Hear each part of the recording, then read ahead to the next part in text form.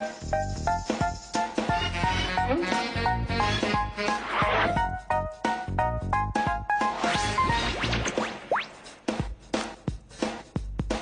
بچه ها؟ اوین رفت در چیزت فرنه شنم میدید پایی رو نگاه کن. بابین و اوگی چقدر کوچیک به نظر میاد. نه چرا چشماتو بستی؟ از هیچی نترس. گریه نکن بیلی، نکن بیلی، نکن بیلی، نکن بیلی، نکن بیلی، نکن بیلی، نکن بیلی، نکن بیلی. میشه روش پرید. همیشه دلم میخواست یک گوشه داشته باشم. خیلی کیف باید روش بپری. خیلی خطرناکه. ممکنه بهتون آسیب برسونه. چه حرفی عجیب و غریبی.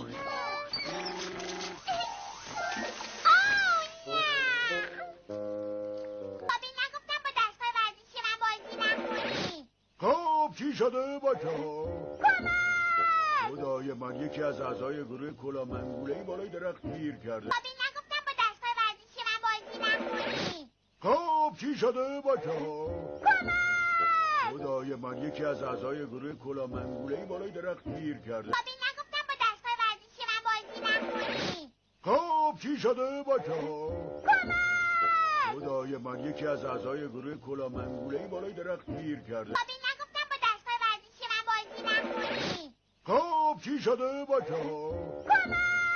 خدای من یکی از اعضای گروه کلا منگوله‌ای بالای درخت گیر کرده. بگی این دور برا نیست. الان بهترین موقع است که سوار تابش بشم. دوست ندارم تو اتاقم کسی دیگه ای باشه. مثل خونمون اتاق تکی میخوام. آه خب که اینطور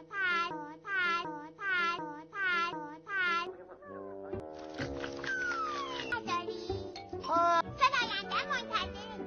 اینو لازم نداری؟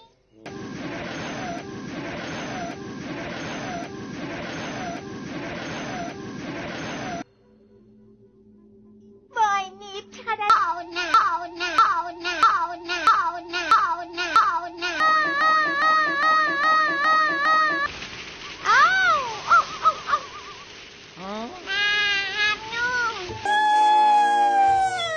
آی پام درد گرفته.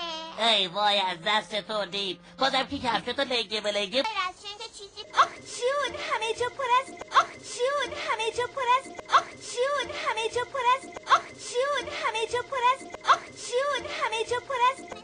اگر اشتباه میکنی لباست مناسب کنار دریا بود.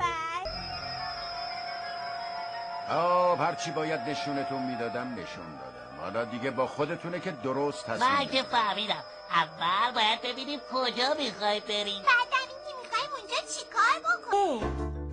اوه خب اوگی بابی دست نگه. خروش نقدنه.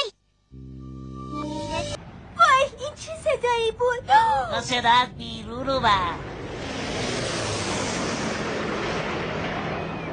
یه دسته اینجا دارن از اینجا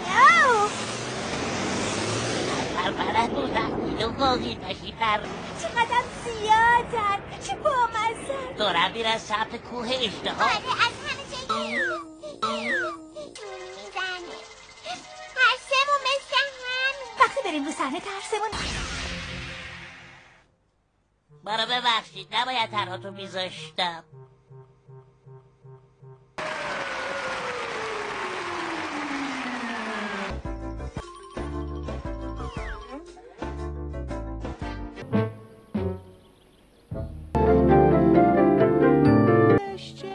Moje owieczki, gdzie jesteście?